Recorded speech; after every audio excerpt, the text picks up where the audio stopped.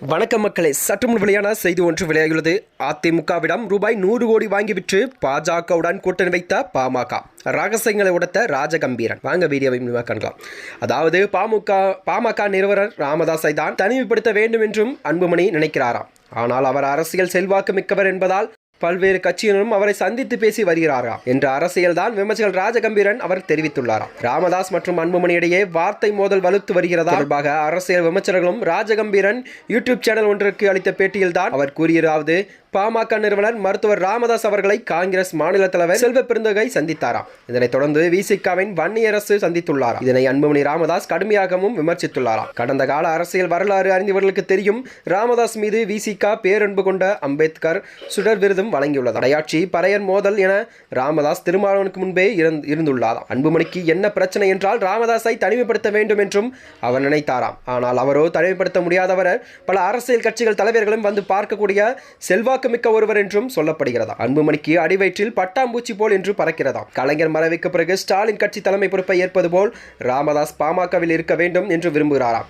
அதற்கு அன்புமணி கண்டுபிடித்து ஒரு குறுக்கு வழியும் இப்போது அவருக்கு நினைவும் சரியில்லை என்று கூறப்படுகிறதாம். இழந்த பலமிற்றவர்களுக்கெல்லாம் கட்சியில் பொறுப்பு தருகிறார்கள் ராமதாஸ் என்று அன்புமணி சொல்கிறாராம். அவர் யார் என்று சொல்ல வேண்டாம் அல்லவா? அப்போது பாமக சாமான்களை தான் கட்சி இல்லையா?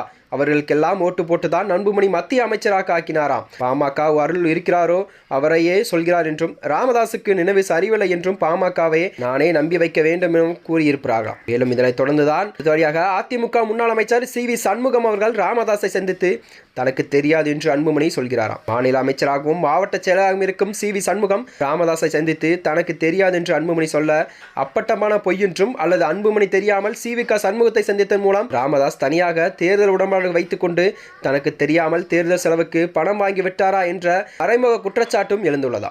அதிமுக ஏற்கனவே சி.வி. சண்முகம் 100 கோடி தேர்தல் செலவுக்காக கொடுத்து விட்டார் என்று சொல்ல போகிறதா. அதை தெரியாமல் தான் ராமதாஸ் வாங்கிவிட்டார் என்பதுதான் இவர்கள் இருக்கும் தகராறு என, இது முறையான அவர்தான் வாங்க போகிறாரா? தேர்தல் கூட்டம் மூலமாகவோ வரப்போகிற வருமானம் யாரிடத்தில் வந்து சேர வேண்டும் என்கிற போராட்டத்தை தான் இருவரும் கொள்கை போராட்டமாக அறிவிக்கிறார்கள் என்றும் கூறப்படுகிறதாம். இது மட்டுமன்றி இதனைத் தொடர்ந்துதான் அன்பு மீது தன் சிபிஐ வழக்கு வரக்கூடாது, பாஜகவிடம் போய் முழுமையாக சரணடைய வேண்டும், சொத்துக்களை பாதுகாக்க வேண்டும் என்று கூறியுள்ளாராம். மேலும் அதனைத் தொடர்ந்துதான் பாமக ஒரு பகுதியாக வந்தால் அது பரிசீலிக்கும் இடத்தில் ஒருவேளை திருமாவளவன் வந்தால் திமுக ஏற்றுக்கொள்ள வாய்ப்பு இருக்கிறது.